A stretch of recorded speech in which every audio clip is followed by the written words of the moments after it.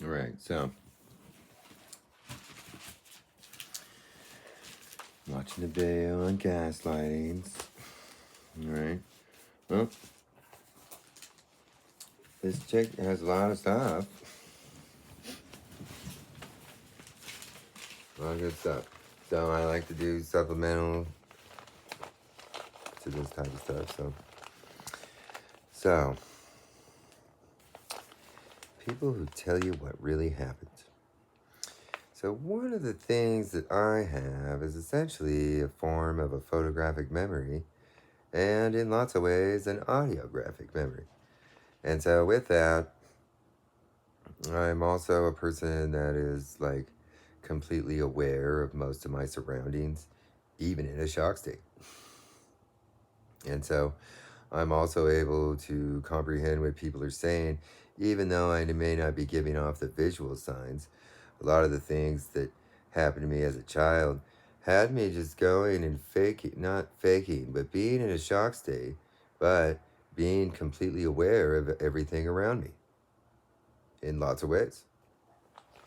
And then having somewhat of an ability of logging that in accessible memories later on.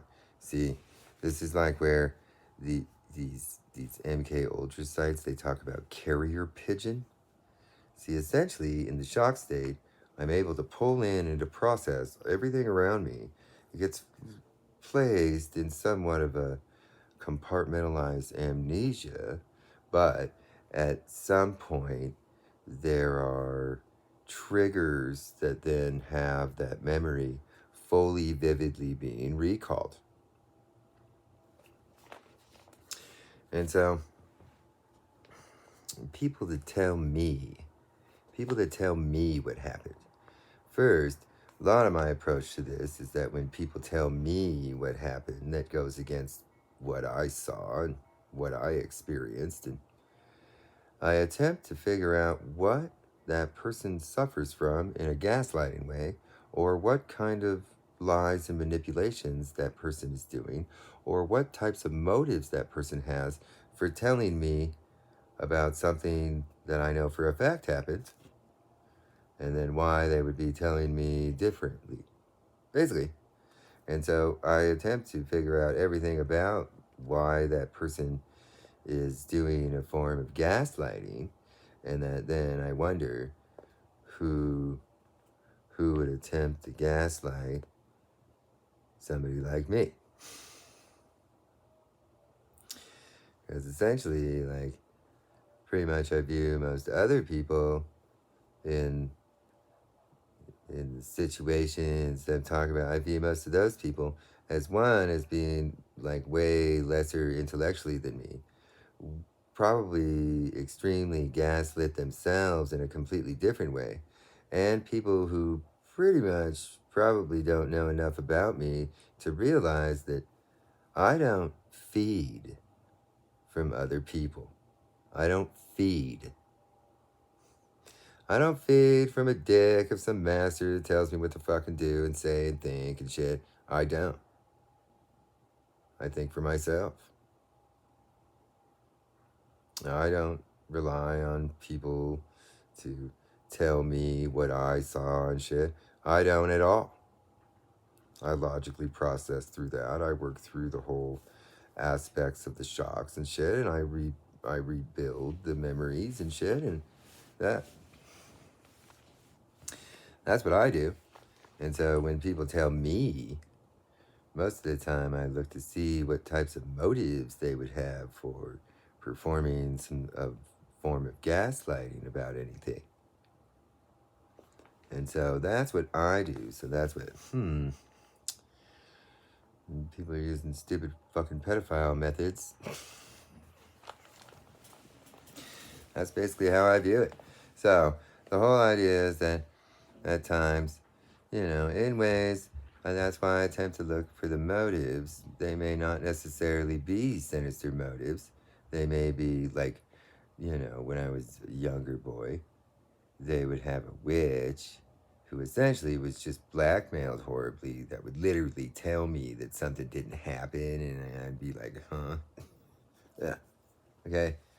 And so pretty much whatever angle the gaslight comes at me with is what I attempt to figure out.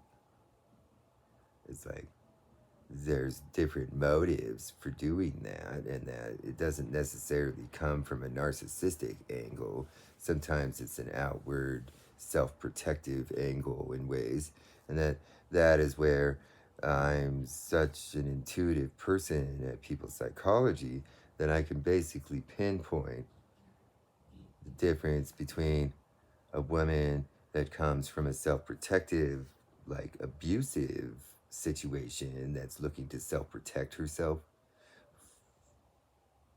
for pushing a gaslight from an external source of some sort.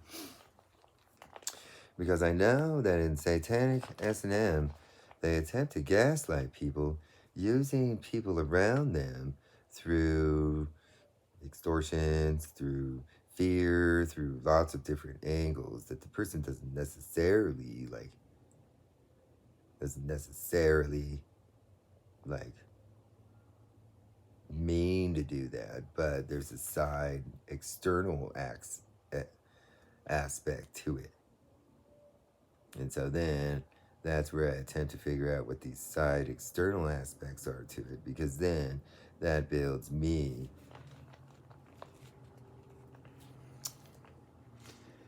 being the intellectual over the situation.